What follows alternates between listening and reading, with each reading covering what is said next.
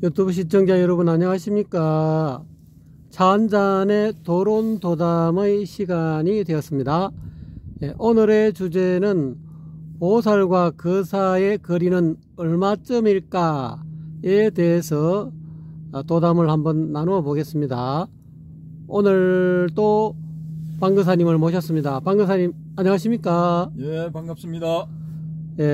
오늘 주제를 말하기 전에 전방에 너무 야경이 좋습니다. 야경의 위치가 어느 점인지 한번 설명해 주시기 부탁드립니다. 예, 저기 이제 화면의 오른쪽으로 부산 항대교가 보이고요.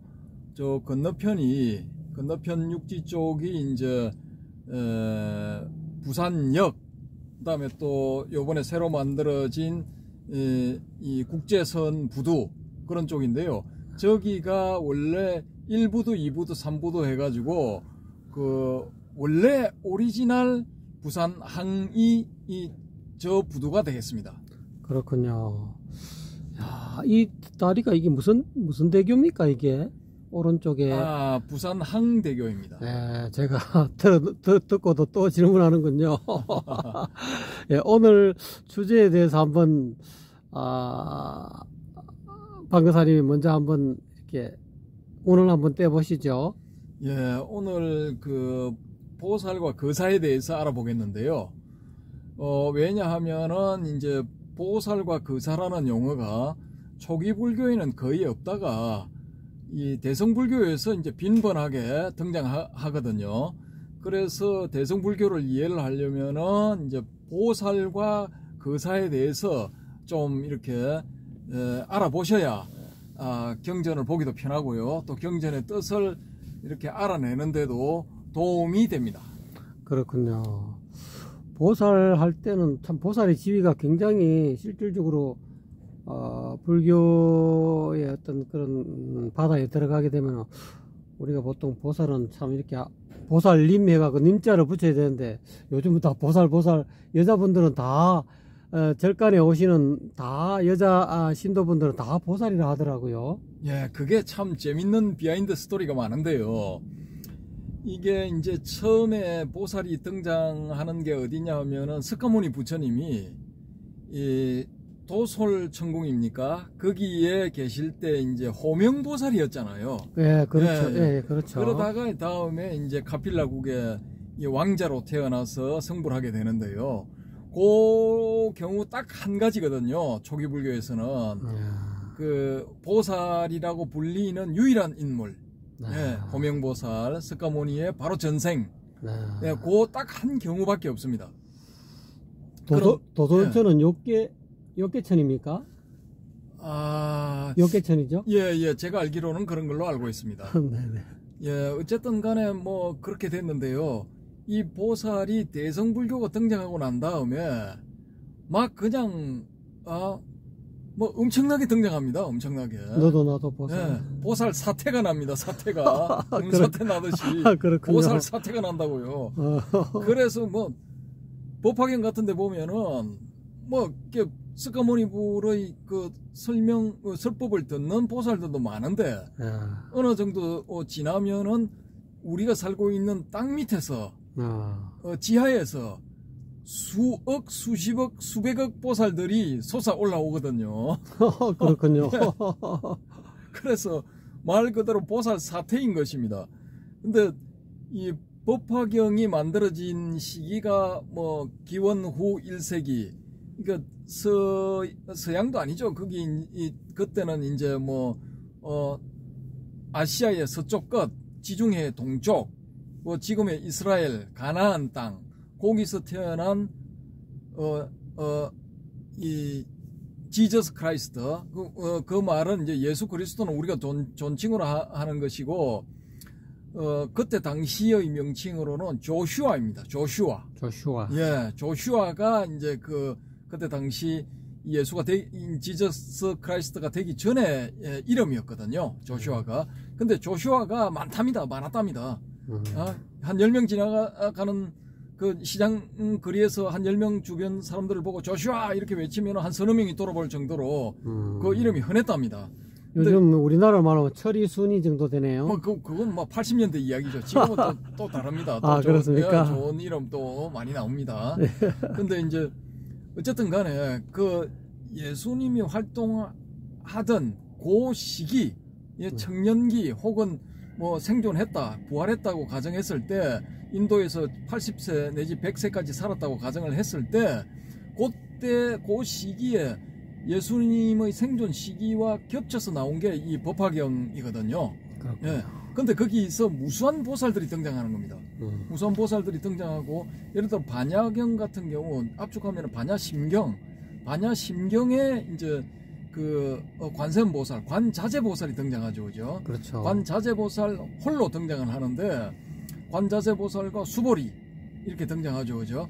근데 원래 그거는 이제 약본이고, 광본을 보면은 이제 오리지널, 전부 앞뒤가 다 있는 오리지널 반야심경을 보게 되면은 이제 석가모니 부처님도 등장을 합니다. 그럼 거기는 반야심경에 등장 인물이 세 분이죠, 그죠? 그렇죠. 세 분인데 이제 이 수보리는 수보리 맞습니까? 예. 그 수보리는 이제 금강경. 예. 반야경 속에 금강경이 있으니까요. 수보리 맞습니다. 수보리가 사리자죠, 그죠? 반야심경에는. 반야심경은 사리자죠. 예. 예. 근데 사리자나 수보리나 성문으로 하거든요. 이 부처님의 말씀을 직접 들은 분, 성문. 예, 이렇게 이제 대성불교에서는 그렇게 지칭을 하는데, 그 분들은 성문이고, 그 성문을 이제 반야심경에서 가르치는 성문인 수보리를 가르치는, 성문인 사리부를 가르치는, 지혜제 사리부를 가르치는 분이 누구냐? 관세음보살이 되겠습니다. 보살. 관자재보살. 예, 관자재보살이고, 그 관자재보살로 하여금 공의 도리에 대해서 그 사리불에게 가르치게 하는 분이 석가모니불. 이렇게 원래는 이제 세 분이 등장하는 겁니다. 결국은 사리자가 사리불입니까? 예.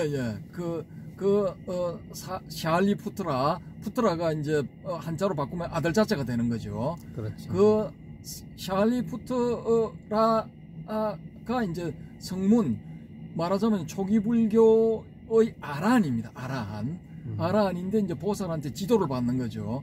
이처럼 이제 대성불교가 등장하면서 보살이 막 나와요. 막 나와. 예. 이 반야경류의 핵심이라고 할 수 있는 반야심경에는 관자재보살 한 분. 근데 법화경에는 무지하게 많이 나와요. 수백억이야, 수백억 보살만. 예? 그렇군요. 막 바닷속에서 뭐 문수보살이 또 일단의 무리들을 이끌고 나오고 막 등장해요. 무지하게 많이 등장해. 또 거기 보문품에 보면은 그 관세음보살도 등장하죠, 그죠? 그렇죠. 법화경에. 그래서 이렇게 이제 대성불교가 시작되면서 대성불교 경전에 갑자기 보살들이 등장한다 이거죠. 그러면 우리가 가정을 해볼 수가 있다라는 겁니다. 대성불교 경전을 만든 어느 집단이 있었다라는 거죠. 그 집단들에서 너도 보살, 나도 보살. 나는 문수보살, 너는 관자재보살, 보현보살. 넌 또 다른 쪽은 넌 보현보살하고, 넌 지장보살하고, 각기 역할을 분담해가지고 이렇게 했을 수도 있다라는 거죠. 그런 가정을 해보자라는 겁니다. 한번. 그렇군요. 예. 그래서 그런 사람들이 활동을 하면서 이제 보살의 이름도 막 지었겠죠, 자기들이. 막 지어가지고 그런 보살들을 등장시키는 이제 경전들을 쫙 만들었을 거 아닙니까? 그렇죠. 근데 금강경에는 그러면 보살이 등장합니까? 금강경에는 보살 수보리밖에 없는데 석가모니 부처님하고 수보리 두 사람과의 대화뿐인 것 같습니다. 예, 그렇죠. 거의 등장 안 하는 것 같죠, 그죠? 그렇죠. 근데 거기는 이제 그 깨달음의 길로 가는 양가의 아들, 깨달음의 길로 가는 양가의 딸, 이런 표현이 등장합니다. 이런 표현이 등장하고 또 우리가 거사라고 번역되는 그리아빠띠인가 하는 뭐 그런 단어도 등장을 하거든요. 그래서 이제 그 대성에 가서 이 한 축을, 이 보살이라는 강력한 집단이, 깨달음의 집단이, 혹은 각자 내지 각자가 되고자 하는 사람들의 집단이 한 축을 형성을 하고, 그 반대편에 아주 미약하지만 이 거사의 집단이 또 한 집단이 있다라는 거죠. 그래서 보살 집단은 출가자 집단으로 보고, 거사 집단은 제가자 집단으로 본다는 거죠. 아, 그렇습니까? 예. 그래서 이제 초기에 이렇게 대성불교가 출발할 때는 보살 집단의 힘이 세었다라고 우리가 가정을 해볼 수가 있는 거죠, 일단은. 근데 이제 또 법화경의 초기 버전, 뭐 반야경의 초기 버전, 화엄경의 초기 버전, 화엄경에도 많이 등장하잖아요. 그 화엄경들의 초기 버전, 반야경류의 뭐 대품 반야경, 뭐 10만송 반야경, 뭐 20만송 반야경입니까? 뭐 30만송인가? 그런 큰 대반야경 같은 데는 또 보살들이 많이 등장하잖아요. 그런 경전류의 초기 버전, 가장 초기 버전을 우리가 가정을 한번 해보면은 아주 이렇게 소박하게 등장했을 수가 있다라는 거죠. 근데 한 50년, 100년, 150년, 200년 이렇게 세월이 가면서 이 보살들의 힘이 점점 세워졌다라는 거죠. 보살 집단의 크기가 커졌다라는 겁니다. 그러니까 보살 집단에 투신하는 사람들, 나도 보살이 될 거야 라고 그분들을 이제 먼저 보살이 된 분들을 스승으로 모시고 혹은 선배로 모시면서 그 집단에 합류했던 그런 사람들이 많이 늘어났다고 우리가 가정을 해볼 수가 있다라는 거죠. 그래서 이제 이게 시간이 가면 갈수록 경전의 양도 늘어났고 경전에 등장하는 그 보살들의 숫자도 많이 늘어났다. 우리가 이렇게 추정을 한번 해볼 수가 있다라는 겁니다. 그럼 그때 그 보살의 그 성별이 어떻게 남녀 전부 다 구분이 되어 있습니까? 여성 쪽으로 전부 다 기울어졌습니까? 일단은 남성으로 보는 게 맞고요. 아, 초기에 나타나는 보살들은요? 예, 우리가 지금 이제 여성 보살은 관세음 보살. 관세음 보살은 지금 대부분의 이제 관세음 보살 상을 보면은 여성으로 표현을 하는 경우가 많거든요. 그렇죠. 근데 고려 시대 불화만 하더라도 수월 관음도 같은 데 보면은 수염이 있어요. 수염이 있고 납작가슴입니다. 그럼 남자거든요. 그렇군요. 그리고 동왕에서 발견된 그 벽화들에도 보면은 관세음 보살의 이렇게 그림으로 표현되는 원형 버전이라는 버전이 나오는데 그렇게 소개되는 그 관세음 보살 그림이 나오거든요. 근데 거기는 남성성이 더 강해. 거의 남자야. 남자로 봐도 돼요. 초기는 거의 보살이 남자였군요. 예. 남자인데 이제 이 나중에 이제 세월이 흘러가지고 지금은 관세음 보살이 이제 여성으로 표현되고 있지 않습니까? 그렇죠. 대부분의 불교 신자들이 받아들이기를 이제 여성으로 받아들이거든요. 그래서 어떤 측면에서 보면은 이 관세음 보살은 남자에서 여자로 강제로 성전환 수술을 당한 거예요. 예, 신도들에 의해서 트랜스젠더가 된 거예요. 본의 아니게. 그렇군요. 근데 뭐냐? 대박이 난 거야.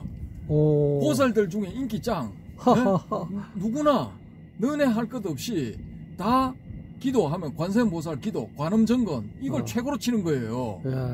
보살 기도는 관세음 보살 기도가 최고. 그러면은 그만하면 대박이죠. 초대박. 그렇군요. 예. 그래서 이제 이 보살 집단이 그 2000년 전에 대성불교가 처음 등장할 때부터 갑자기 등장했다라는 거죠. 더 연구를 해봐야 되는데 갑자기 등장해가지고 강력한 힘을 점점 가지게 된 거죠. 점점 강해진 겁니다. 강해져가지고 2000년 지난 다음 지금도 우리가 많은 보살들을 알고 있고 많은 보살들 기도를 하고 또 이 가르침들을 경전에 있는 가르침들을 배우고 하지 않습니까? 그렇죠. 그런 일들이 이제 생긴 거죠.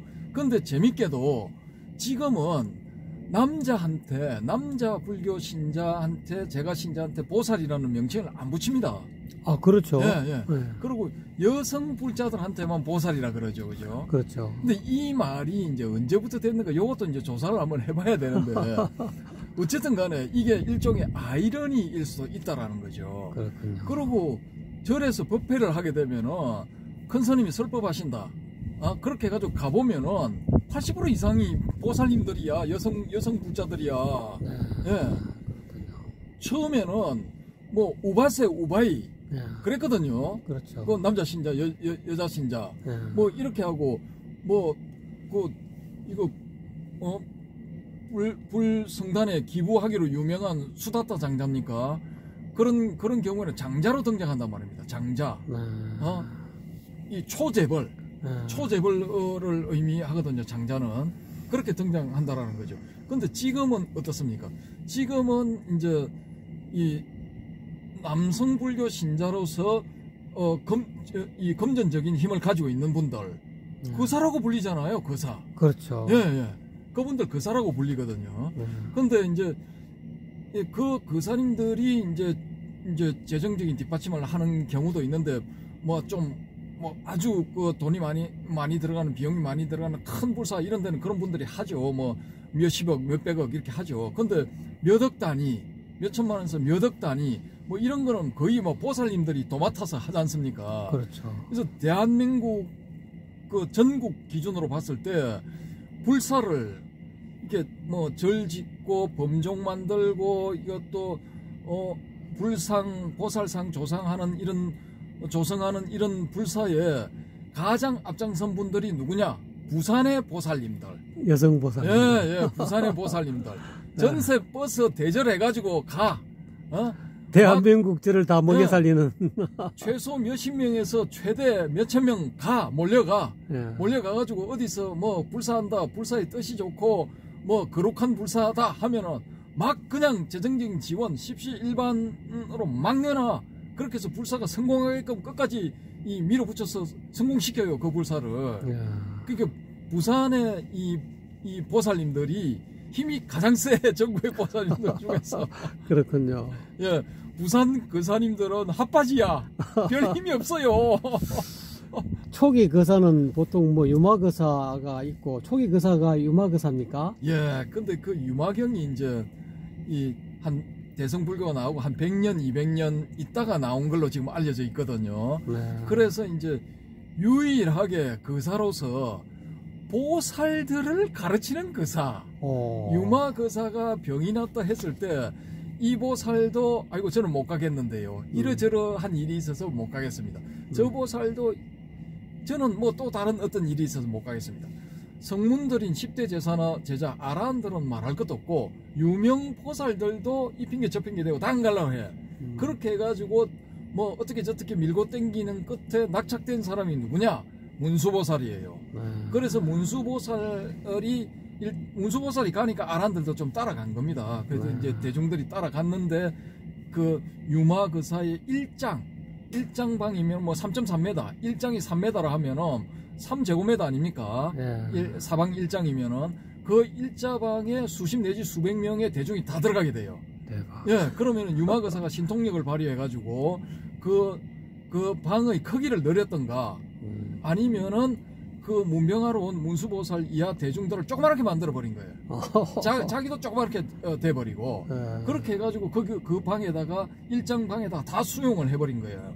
예, 그 정도로 법력이 이제 강하다는 걸 의미하는 거죠. 그렇게 해가지고 뭘 강의를 하냐? 핵심은 뭐냐? 불의법문. 좋습니다. 불의법문에 대해서 한번 읽어보시오. 뭐 이 사람은 이래저래 하는데 이제 종국에는 문수보살이 다 이제 뭐 겁이 나가지고 감히 입을 못 댔는데 문수보살이 뭐라 이렇게 입을 딱 하니까 하고 난 다음에 그러면 거사님 당신은 뭐 불의법문에 대해서 어떻게 생각하십니까? 당신이 한번 읽어보시오 하니까 침묵. 예? 유마의 침묵. 유명한 유마의 일묵. 예? 그렇군요. 예, 침묵으로서 불의법문. 불의인데 무슨 이거다 저거다 말을 하느냐? 이거다 저거다 말씀 마시고 침묵. 예? 그것이 바로 진정한 불의법문입니다. 이렇게 딱 해버린 거예요. 불언지교 예. 문자화하면 그 유마경을 보면은 길거리에서 유마거사 만나는 아라한들 보살들 숱하게 깨져요. 예? 그렇죠. 말빨이 무지하게 딸려. 다 조져버려. 그 유마거사 혼자서 만 보살이 당하지 못하는 백만 아라한이 당하지 못하는 그런 역할을 해버린 거예요. 유마경 내에서만. 딴 데서는 아니고 유마경 안에서. 거사님들은 거의 보살, 유마거사님은 어떻게 보면 보살보다 지위가 더 높네요. 그러니까 이게 이 구조를 보면은 보통 우리가 연각이라 하지 않습니까? 그렇죠. 깨청에서 깨달음의 청에서 맨 밑에 있는 사람을 대성불교는 이제 성문으로 치죠. 성문 위에 연각하지 않습니까? 그렇죠. 연각 위에 보살이고 보살 위에 불이죠. 그렇게 피라미드 구조를 딱 이루고 있는데 보통 거사들은 어디에 위치하느냐 하면은 연각 부분에 위치하거든요. 연각은 일종의 독각불이라고도 하죠. 예. 그 뭐 브라체티카 붓단가 뭐 그렇게 표현을 하죠. 근데 이 연각이 이제 그 말하자면은 하극상을 해가지고 보살들을 앉혀놓고 가르치는 거야. 대표적인 사람이 유마거사님이죠. 예. 근데 유마경에서 유일해. 그렇군요. 예. 근데 이제 그렇게 보면은 보살과 그 사이의 거리는 제법 멀잖아요, 그죠? 아니 거사님이 보살님 유마거사님은 거사인데도 보살들을 가르치니까 어마어마하게 높은 위에 있는 거 아닙니까? 그렇죠. 유마경만 보면. 근데 이제 그분은 일반적인 케이스를 벗어난 케이스고. 그렇군요. 그래서 이제 그 사실에 이제 연각이 보살들 밑에 있다. 연각과 보살의 거리는 뭐 하늘과 땅 차이다. 뭐 다 대부분의 경전이 그래 나오거든요, 대승경전에. 그런 식으로 표현이 되고 있는데 여기에 뿌리 난 어느 거사가 에이씨 내가 대표해서 거사들의 반란을 한번 일으켜 볼래 해가지고 유마경을 만들었을 수도 있다라는 겁니다. 아 그렇군요. 유마경을 만들고 그게 설득력 있습니다. 그래서 거기서 이제 보살들을 다 골려주는 거예요. 골탕을 먹이는 거야. 예? 유마경 만든 분 대단하십니다. 내가 불하고 동급이야 하고 이제 석가모니 앉혀놔놓고 가르칠 수는 없는 거죠, 그거는. 그러니까 이제 병을 핑계로 해가 보살들 쫙 오게 만들어 놓고 마지막 카운터 펀치로 이제 불이범을 가지고 딱 날려버리는 거예요. 예? 그렇군요. 예. 그런 멋있는 그런 이제 거사님도 그때 당시 한 분 계셨지 않았나? 거사 무시하지 마라 이 뜻이군요, 유마경은. 그런데 지금 이제 그때 당시는 이제 그렇게 보살과 이 거사의 거리가 지위가 조금 이제 차별이 많이 돼 있었다 하지만은 지금은 남자 신도가 거사 아닙니까?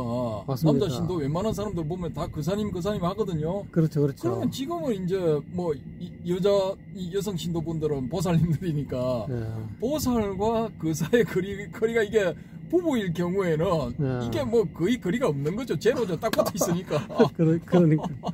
사실상 일심동체, 부부 일심동체니까 이 경우는 보살 거사 일심동체. 그럼 거리 제로. 딱 붙어 있는 거죠. 현대에는 아무래도 여성 보살과 남성 거사들은 거의 뭐 신도 수준 내지는 동격이라고 해도 과언이 아닐 정도로 지금 현대는 그렇게 상식화되어 있는 거 아닙니까? 이거 거사들 이거 별 힘 없습니다. 그 법회 같은 데 가보면은 보살님들이 꽉 쥐고 흔들지 보살들은 이거 해 하면 이거 하고 저거 하지 마 하면 안 해야 됩니다. 그 말 안 듣고 그렇습니까? 그러면 실질적으로 실세들은 오히려 거사들은 실세가 아니고 보살분들이 실세네요. 딱 이게 뭐냐? 군대 사수 하고 조수야.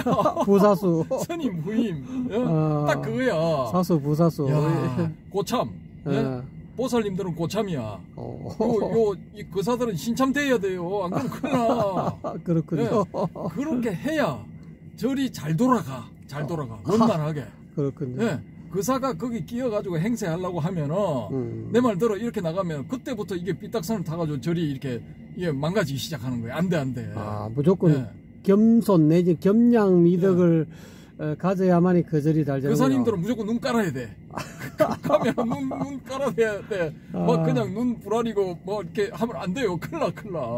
그렇군요. 그러니까 어쨌든 실권은 대한민국 불교의 실권은 보살님들이 꽉 쥐고 있습니다. 네.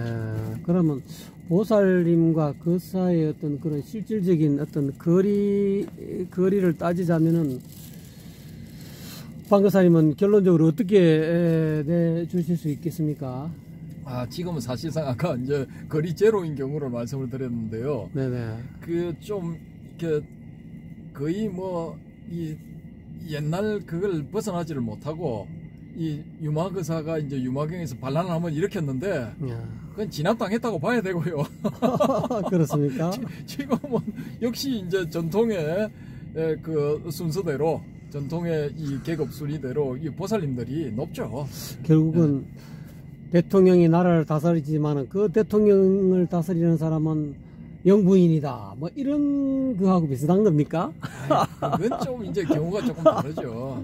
그건 경우가 다르고 이제 불교의 국한에서 봤을 때는 그렇다는 거고요. 또 그리고 보살이 이제 우리가 역사적으로 알고 있는 그 용수보살, 뭐 출가한 비구스님이잖아요. 그렇죠. 그런 경우도 이제 그 보살로 불리었고 아산가 무착보살, 바스반도 세친보살 이런 분들도 다 이제 보살로 불렸잖아요. 그럼 과거에는 거의 보니까 보살이 거의 남성 남성용으로 많이 예. 썼네요. 예. 용수보살, 뭐 예. 무착보살, 뭐 세친보살.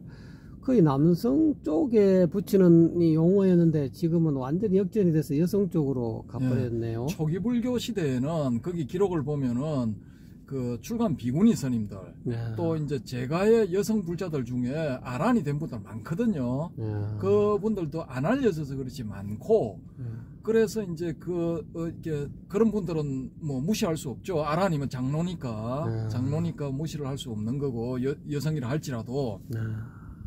그래서 이제 존중받았거든요. 사실상 존중받았고 그 전통이 이제 초기 불교는 쭉쭉 내려왔겠죠. 근데 이 세속의 사회에서 보면은 여자들은 이제 좀 인도 전체에서는 계급이 낮잖아요. 그렇죠. 이제 중국으로 와서도 이제 특수한 경우를 빼면은 이제 계급 지위가 낮았고 사회적인 지위가 이 조선도 마찬가지고 뭐 칠거 지약 뭐 이런 것도 있고 막 여자는 무조건 남자를 따라야 돼. 뭐 그런 분위기가 지배적이었지 않습니까? 그렇죠. 남성 사회였죠. 그때 예, 조선시대는. 예.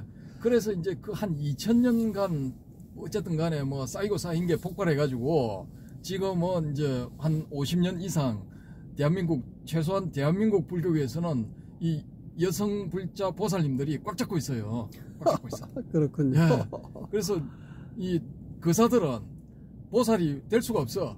보살이 되지 않고 우리 거사들은 뭘 목표로 해야 되느냐? 바로 불이 되는 성불 하는 걸 목표로 해야 돼요. 맞습니다. 그 방법밖에 없어. 좋은 해결책이군요. 그러니까 우리는 어떻게 해야 되냐? 무조건 견성성불을 해야 돼요. 견성성불 이걸 해야 돼요. 그러려고 하면 직지인심을 해야 되겠군요. 그렇죠. 그걸 해야 되는 거야.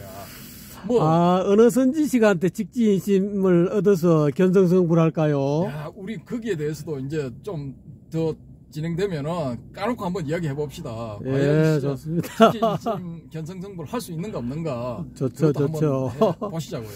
예, 오늘 결론적으로 마지막 한마디 해주시기 바랍니다. 보살님들, 거사님들 사이좋게 지냅시다요. 감사합니다, 방거사님. 수고하셨습니다.